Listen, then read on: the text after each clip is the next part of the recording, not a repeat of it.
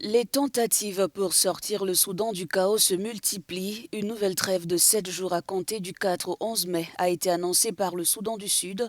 De son côté, la Ligue arabe poursuit sa médiation.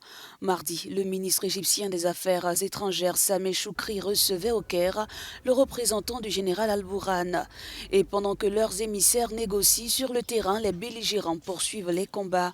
Des coups de feu aux alentours de l'aéroport de Khartoum secouaient ce 2 mai la capitale, forçant certains riverains à se barricader, la solution pour échapper à la fureur des pilleurs.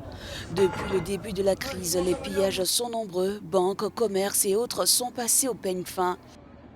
Sur ces images provenant de Omdurman, ville jumelle de Khartoum, des hommes sortant avec de gros sacs d'une succursale de la banque. Depuis le début du conflit, l'ONU estime à plus de 100 000 le nombre de personnes ayant fui vers les pays voisins et ceux qui restent endurent des pénuries d'eau, d'électricité, de nourriture. Un désarroi qui contraste avec le calme qui règne dans le Nord-Soudan à 415 km de Khartoum. Ici, la ville est entièrement sous le contrôle de l'armée et il n'y a pas eu d'affrontement entre celle-ci et les paramilitaires, se réjouissent les habitants de Dongola. Dieu merci, les choses sont calmes ici et que Dieu protège notre pays et son peuple. Nous souhaitons la bienvenue aux personnes qui sont arrivées de tous les États et nous sommes très honorés de les avoir avec nous.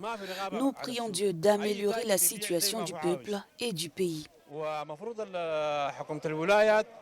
Les déplacés internes affluent en masse et contrairement à Khartoum, à Dongola, les marchés sont encore ouverts, même si certains habitants pointent du doigt une absence de contrôle des commerces. Dieu merci, l'État ici dans le Nord-Soudan est encore présent, mais il y a quelques lacunes comme le manque de contrôle sur le marché. N'importe qui vend comme il veut. Le gouvernement devrait résoudre ce problème.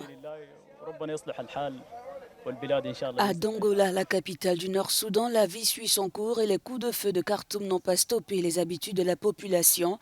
Match de foot dans un stade couvert alors qu'à quelques kilomètres de là, plus de 500 personnes ont déjà perdu la vie.